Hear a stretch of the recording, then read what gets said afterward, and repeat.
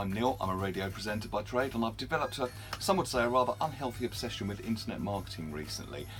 Ever wonder why some people can do it really well and seem to be having massive success, and other people just seem to get stuck on the slightest thing and confused?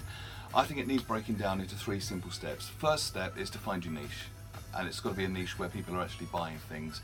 You want to go to where there's almost like a feeding frenzy of hungry fish, people waiting to snap up your offer rather than something obscure. Seems obvious, but you'd be surprised how many people miss this important first step. So it's finding your niche.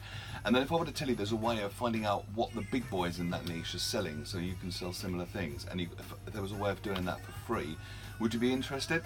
Okay, and then once you've got that down and find out what's selling, it's a question of driving traffic to your offer, and it really is those simple steps. There are more, of course, and it's all broken down for you in a free video course by one of the most successful internet marketers online. I think the most successful female internet marketer in the UK. So she knows what she's talking about. She's offering a free course. We break down those 3 steps and more in great detail. Just pop your name and email address in, and that will be yours. We totally respect your data. I'm not going to share the email address with anyone else. Just pop it in, and that is yours.